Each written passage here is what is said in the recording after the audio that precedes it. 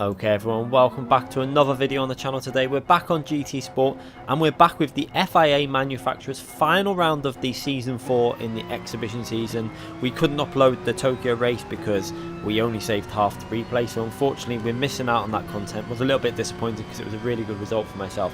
However, this race starting from P3 in the highest split race, this was a very competitive lobby, nearly 2,800 points available as we go into turn 1 and Org and P2 Force in the Mercedes both drive off and get wiped out by that curb. A really tricky corner that can catch you out. I think what was catching a lot of people out was doing qualifying on the medium tyres, and then we're starting the race on the hard tyres, and it was really catching some drivers out, as you've seen both of them go into turn 1 too strong. And now we're in P1. We've gifted a very nice gift there of P1, and this is what I was waiting for. We did the previous 2 races, we had good speed, but we were just getting caught up in traffic, a bit of unluckiness in terms of coming out behind people that hadn't pitted and just getting held up a little bit and not really getting the results that we wanted to get and I felt that I could get. But this race we qualified with an okay lap. We didn't quite hook up the spoon curve, lost maybe a tenth or so, 2 tenths, didn't get on the pile nicely and still managed the 59.0. So we definitely could have got into the 58s, but we just didn't quite hook it up, so we ended up P3 in qualifying. But you can see straight away what we're doing now. We're driving reasonably, we're not really pushing 100% because Suzuka was very tricky. If you drive it 100%, you really do risk making a mistake because the curbs, if you go too far out wide, if you just skim a curb, you will lose the rear end. And also tyre wear was a major factor in this race, so we're going to try and give you some tips for races like this because it's so important to control your pace.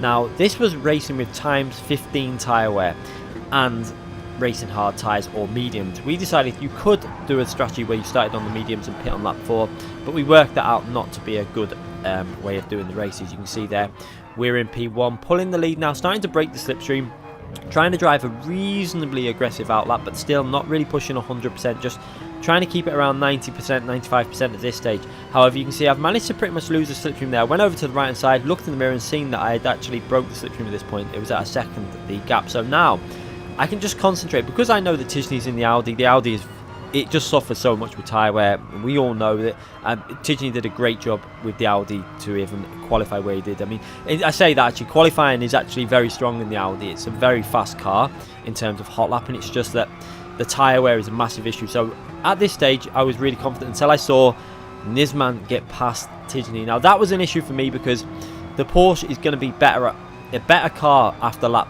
3 pretty much.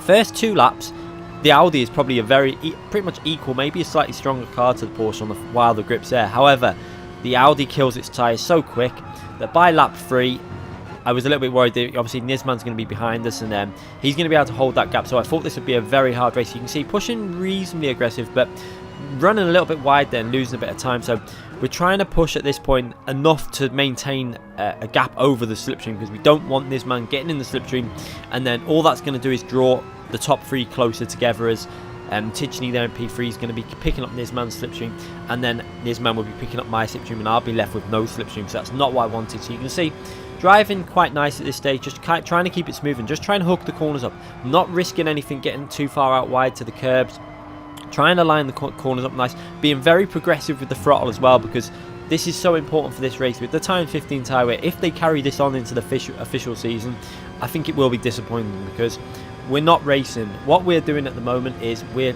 preserving our tyres, we're controlling the race, and yeah, it's still a skill, it's still a skill set to drive like that, but I think the majority of drivers on the field would prefer to be just driving aggressively with times 2 or times 3 tyre wear, and maybe have slightly longer races so we still need to pit. That's my view, but they're not going down that route. They seem to want to make us just tippy-toe around the track. It really is like that. It reminds me very much of I think it was F1, was it the 2013 season, I think, in F1, when the tyres on the first 8 races, no one knew how to drive them and you just had to tippy-toe around. That's what we're doing now. You can see just trying to keep it nice and calm, not risking anything. You can see on the throttle, putting half throttle in, off the throttle, being very gentle on the throttle at all times. Even though at this stage we've got the grip, we don't want to use up all the grip for the first stint because that's when the fuel's heavy. The car is going to be very aggressive on the tyre wear, so you can see really taking it easy. But what we're doing at the moment is we're actually increasing the gap, and maintaining, at least maintaining it. You can see about 1.5, nearly closing in on a 2-second lead to P2. So this is a good start for myself in this race. And Tijani's still putting pressure on the Nisman, which is good for me, because if he gets past him at this stage of the race, it'll be pretty much perfect. As obviously after lap 3, I think the Audi is just a case of hanging on there in that car. It's not a particularly nice car when them tyres start going. It's mainly because of the rotation in slow corners as well. The car really likes to rotate. We tried it out on stream yesterday. Really nice car to drive when the grip's there, but when them tyres start to go, it likes to rotate the car really, like every braking zone, it just wants to rotate. And that's why I found that going right towards the front with the brake bias helped out with that, and I think most people will do that in that car. Probably 5 to the front or 4 to the front, just to help the tyres and stop the rotation too much. But you can see there, Tijani's putting Nisman under a lot of pressure, and it looks like he might be able to get past, because obviously the one strong strength of the Audi is its straight line acceleration up through first, second, third, fourth gear. You can see it in the distance there. He's going to go around the outside of Nisman, and you could just make it out in the background, as we're just keeping control at this stage now. Now we're on lap 3. Now that I saw that Tijani had got ahead, this was really good for me. In a way, I would have preferred Tijani behind me now from lap 3, because I know that his tyres are going to really struggle at this phase now. And if they're behind each other, battling each other, you know, when you're in the slipstream, it does take a little bit more wear out your tyres, because you have less grip, they slide more. So for me, this is a perfect situation now. You can see the gap that I'm building up. They're all battling in the distance, and it's just a clear track for myself. So now, from now on, I just decided it's pretty much more advisable now to not make a mistake. You can see we're keeping our lap solid, 2:01 again on lap 3, not pushing too aggressive on that lap, and now we're just going to take it nice and easy pretty much all the way to the end of the race. And this is what I advise everyone to do. If you're ever in a situation where you're leading the race and you've got a car with better tyre wear and you've built yourself up a lead that you don't need to worry about the slipstream, it's really good to just drive within yourself, because there's so many benefits from just keeping it smooth, keeping it calm. I'd say from this stint now, we obviously drove quite, I think the first few laps we drove, 90%, 95%, first few laps 90%, something like that, just to try and build the lead up. But now we're in a position where we can just back off a bit, be gentle on the throttle, make sure we're braking nice and early to hook the apex of the corners up. And this not only tends to make you drive smoother, it helps look after your tyres, it also helps your lap time sometimes, because sometimes when you chase it too much in terms of over driving the car, you tend to lose time because you brake too late, especially with this daft times 15 tyre wear, because you kind of remember the braking point from the previous lap. So if you're trying to challenge that and push for that, you're not going to gain time, because all that's going to happen is you're going to lose too much time. Every lap, these tyres are 15 laps older basically, so the braking distances are slightly altering. The time when you get on the throttle is slightly altering, and it's really hard to try and push when it's like that. So if you actually take it easy, drive nice and smooth, and just try and be really cautious, you end up probably being a little bit smoother, and in the end not too far off the speed really. As you can see there, coming to the end of lap 4, the grip's still okay. You can see how well I've done with the tyres. Look, I mean, comparing this to some of the other races we had done during the day on Saturday, I think it was, and we really done a good job with these tyres. And now I know in the practice session and the previous races we had done, we had took a lot more tyre wear out than this. But some of that reason was because we were pushing really aggressively. I think we'd done laps in the mid 2 minutes on the hard tyre on the first stint. I think it was like that's the second main lap of the race. We were able to get in the 2 minutes because we were really overdriving the car. You can see there a little moment there where the tyre wear is kicking over. It kicked out a little bit, and we wasn't even being that aggressive. We were driving it fairly smooth. So that really shows you that, one little mistake could cost you the race in these type of races. So you really need to just be cautious, take it easy, look after them tyres. But even then, looking at the tyre wear I've got now, it's so much better than what it was in the previous race, because you're not in that slipstream. You will find that when you're in a slipstream really close to a car in front, the front end loses a bit of grip, and the rear does also. So you slide the front tyres sometimes when turning, and then the rear will lose traction a lot easier. So then you're spinning the car up, you're taking wear out these tyres, which on times 15 is just horrible. And I really hope that Polyphony just ditch this times 15 tyre wear. No one wants it. I don't believe there's anyone on GT Sport that says, let's do time 15 tyre wear. It's not enjoyable really. It's a case of you're basically nursing the car home, and that's all it is. It's a battle of who can just drive the smoothest. I know it is still a skill involved with it, but with the current situation with GR3 and GR4 cars, with the tyre wear being so randomly different, I just wish they'd go to a more racy approach to these races. They got rid of the fuel saving, which was great. We all loved that, you know, that they got rid of that. Now it's about racing, but then they put this tyre wear in. It's really baffling how they go about doing things sometimes, as we now come through to the pit stop phase midway through the race, and we're going to go in the pits, you see, keeping it nice and smooth again. Another solid lap, really. We had that one little moment into the pits now, and now we've just got to get a new set of tyres on, and we had built up nearly a 5-second lead at this stage. So for me, it was a lot of this now was about taking it smooth. And one area which you're going to notice, and one of the reasons why the Porsche is quite good on tyre wear, another reason which is very relevant as well, because there's no fuel saving involved with these races, and the Porsche can actually burn quite a lot of fuel off. I was trying to rev it sometimes, because when you're revving the Porsche, it uses more fuel. Obviously, it is a little bit faster as well in a straight line, but the more fuel you're burning off in these races, you tend to make the car better on tyre wear. So there's no point short shifting it too much. I mean, there is areas where you do want to short shift, which you're going to see now on this second stint. We took this second stint ultra safe, and that's because we built up a 5-second lead. And obviously I knew with a 5-second lead, and the fact that TGT was actually technically in P2, although it is saying obviously you've got a Legner there in P2, he hadn't pitted at this stage, so he wasn't really involved with this race. And IRT Nisman in P3 there was actually ahead of TGT at the stage in the race, and they both pitted. However, he'd pitted on lap 4. An incident happened. It wasn't his fault, but he actually got pushed into the pits, not by any like deliberate action by Org. It was Org, they all were battling.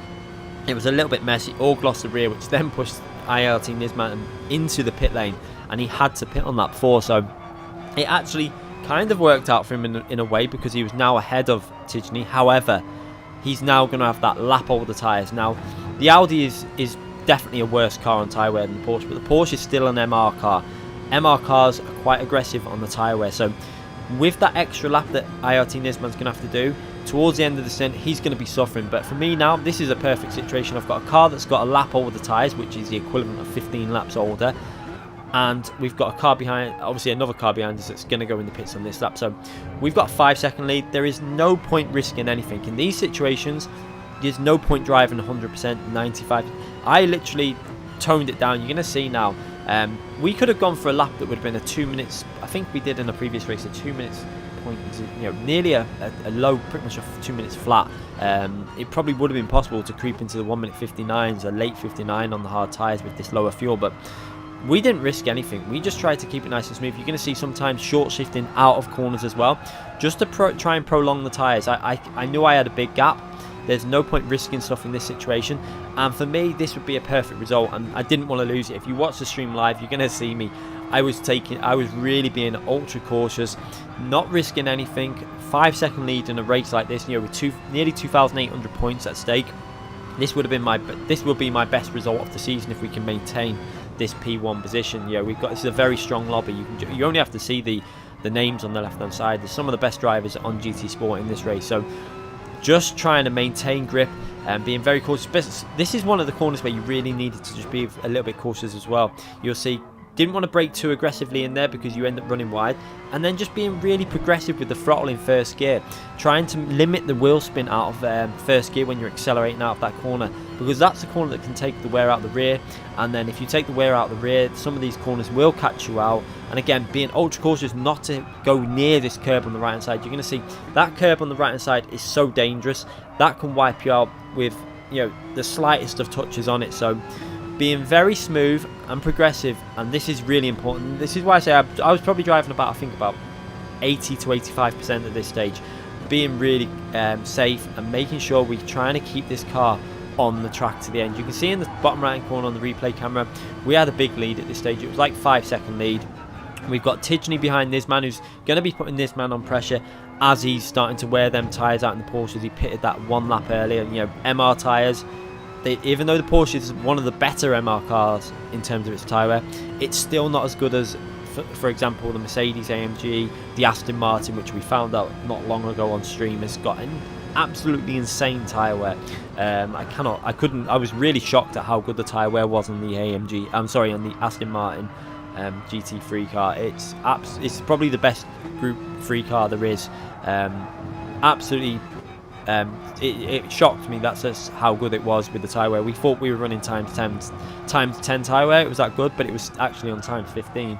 But you can see now, taking it nice and easy. Nisman is still holding on to P2, and this is actually good for me because TGT's not able to use the speed of his early stint, so that means I don't have to drive aggressive now. You could see that lap, only a 201.4, nearly a full second off what I could do at this stage of the race, and that shows you how easy and calmly I'm driving. And although it's going to be slower probably overall the race, one thing that it's going to do is maintain the tyres now for the last few laps, so we might be a couple attempts quicker on the last few laps. We're going to have tyres, if anything, if for some reason some car finds a massive amount of speed, but with a few laps to go in a lobby like this is a very high split race. It's very rare that you're going to get someone driving 1.4, 1.5 seconds a lap faster than anyone else. It just doesn't happen. So I knew at this stage, if I just keep it calm, keep it on the track, don't take any risks, avoid the curbs will take you out of Suzuka, then we're going to pick up a very good result here. You can see Nisman still holding on to that position, although he might come on the threat now. This is the stage now when Nisman's tyres are going to start feeling pretty warm, but also the Audi is going to start getting that tyre wear, but they're still going to be in better condition than the tyres that Nisman has on his car. We're going into the chicane, trying to take it nice and easy. You can see, just look how cautious I am on the throttle, dipping down to like 20-30% throttle until I feel safe that the car has got the traction. I'm not going to risk anything in this race, because this will be the best result of the season. I've needed this result. We've started the season not too great, obviously, with the massive driver rating loss that we got in a daily race where we got reset down to 40k. That meant that we then had to fight our way back up in terms of picking up wins and stuff, and because of that, though, we wasn't in the top split races for the first few, I think it was like the first 2 weeks, which was like first 4 races, and that was a big shame. We managed to pick up, we were in the top split in some races, but the points weren't high enough in them ones. We missed out on all the big points that were available, so it was a really frustrating start to the season, not being able to pick up good points, but we ended reasonably well. Tokyo, we picked up just under 2,200 points. I know if you did miss that race, check out on the live stream. We did 2 races there. The first race was a disaster. People just driving ultra aggressive, and someone actually tried to take us out in that race. Tried to wipe us into a wall and missed. We avoided him. I actually tweeted the clip out. It's quite funny to watch. But if you missed that race, make sure you check out the live stream. I did want to upload the footage. I recorded it, was recording the race, and it ended on lap 8 out of 13, so it was a bit frustrating because it was a great battle between myself and that Alex Omni. I drove it very sensibly, cautious, very like what we're doing now, and picked up a great P2 in that race. So do check out that live stream if you want to check out how we did in the Tokyo race. But this is obviously Suzuka. We're now in P1 on the end of lap 9. You can see that TGT has got past Nisman, so I think the gap was around 5 seconds at this stage, and I was just my aim was basically just to keep it at that, because I knew that the Porsche is going to be in better condition than the Audi at this stage. So I was driving really cautious. You can see again the previous lap at another 201, but that's what I was aiming to do, really just try and keep it consistent without pushing the car, because you can push it down to low 2 minutes flats, but then you take so much life out the tyres, it's going to make it life harder at the end of the race. You can see we're now into the 202s, 0.6, nearly quite a bit off the pace what we could be doing at this stage. I think we were able, in previous races that we had done on this day, on like lap 9, we were still in the 201s just about because of the lighter fuel. So it shows you how cautious I'm being. And again, you can see the tyre wear on the bottom left hand side, that how it's obviously the rears are going to wear slightly more. This is an MR car, and this is one of the reasons why you tend to go a little bit towards the front with brake bias with the MR cars. I've explained it before. When you have an MR car, the engine is in the middle and it's rear powered, so the weight balance is more to the rear of the car, and obviously the shifting of the weight is more going to be putting more pressure on the rear tyres, especially through corners coming out of traction zones. And that's why the MR cars are generally a little bit tougher on tyres, especially on a rear limited track. If you go to more of a front limited track, Although Suzuka has got rear limited and front limited sections. Obviously the fast corners are going to take the wear out of the front tyres, but then corners like this where you're getting on the power wide, turning slightly, that takes the wear out of the rear. That's what we mean by rear limited. Corners like that, slower corners, traction zones, that's all your rear limited stuff. So that's where the AMG GT3 has really good tyre wear on certain tracks where it's rear limited, and even on these tracks though, it doesn't wear out its front tyres too bad. Obviously it is front engine, so the weight's at the front, but then it's rear wheel drive, so the power goes to the rear. So that's why with them cars you tend to go more rear bias, because the weight's towards the front, so you want to take that tyre wear away from the front. Whereas with the Porsche and other front wheel drive cars like the Audi, depending on the car, some cars go higher towards the front. With the Porsche I tend to go -2 to -3, sometimes -1, but you very rarely go towards the rear, because that will take more wear out your rear tyres, and that's not what you want. As you can see now, we're coming through to the final chicane. We're just trying to keep it nice and smooth, and we've picked up a very safe and steady, really took it easy on that last stint, didn't want to risk anything. Going over to the right hand side, I was extremely happy with that. Pretty much a perfect race. We picked a solid win over nearly 6-second lead. Drove it ultra cautious. You could see the short shifting going on when we were in the traction zones, because I did not want to risk a single mistake, and that was the key. I didn't need to drive aggressive. I think if we wanted to push it, we could have pushed it to be about 2-3 seconds faster maybe, and finished maybe 7-8 seconds in the lead, maybe more, I don't know. But it wouldn't have gained us anything. We still finished with the same points, and that's one thing that we really need to you need to be consistent. It doesn't matter if you win by 8 seconds or 5 seconds. It's what matters is the points you pick up in GT Sport. So that's the way it ended. We ended up with just under 2,800 points, which actually put me back into the top 5 in the manufacturer. And considering the start to the season we had in the manufacturers, I was really happy with that. And we actually finished higher in the manufacturers series than what we did in the nations, even though the nations was going better. However, we didn't race a lot of races in the nations. We missed a lot of them out. Same with manufacturers. We didn't do them all this season. Now we're going to be moving on to possibly the official season that might be starting towards at the end of the month. Nobody is quite sure about what's going on with the FIA season at the moment. There's belief that it's an official season. There's belief that it's not an official season. If it is an official season, it will probably be a pre-season, but it will be whatever car you pick for this pre-season will be the car that you will be forced to use throughout the official season. So it's going to be really interesting. I have no idea what I'm going to do if it is the official season towards the end of the month. Do I go with a new car? Do I go with a car that I'm used to? I really don't know. It's going to be a tough decision to make, but I'm going to be looking to go. Hopefully I want to drive a different car, but I'm going to possibly drive a car that I'm still used to driving, because it's important not to, for an official season, I want to get the best results possible. So it'll be interesting to see what other people pick as well. We're going to obviously check out what other drivers are picking for the season. Hopefully we're going to be able to pick our cars from tomorrow with the update that's out. We going to be streaming tomorrow some GT Sport, and I'm going to try and get a video out covering the new update. I'm really hoping there's a new track in there. It's a possibility that Spa, that is definitely coming to the game, might come in this update. It might be February's or March's, but it's a possibility it's going to be coming tomorrow. So make sure you check out my videos tomorrow and streams and stuff, because we'll be streaming the new update and obviously getting a video out as well about it. Anyway, thanks again for watching this video. I hope you enjoyed that. I just wanted to try and I kept the onboard action. I wanted to point out about keeping it smooth, to try and help people out, to understand that you don't always have to drive aggressive. I think it's such an important thing in sim racing, not just on GT Sport, in sim racing in general. Sometimes it's better to finish, to drive it sensibly and finish, even if you're not going to win, just to try and keep it consistent and consistently pick up results, rather than winning a couple then lose, coming last, because that last will destroy a lot of things on games like iRacing and GT Sport. Your rating system is massively affected by poor results. So hope it helped. We're going to be back with more streams and videos soon. Make sure you subscribe to the channel if you haven't already subscribed, and click the notification button so you don't miss any future videos. Thanks again for watching, everyone.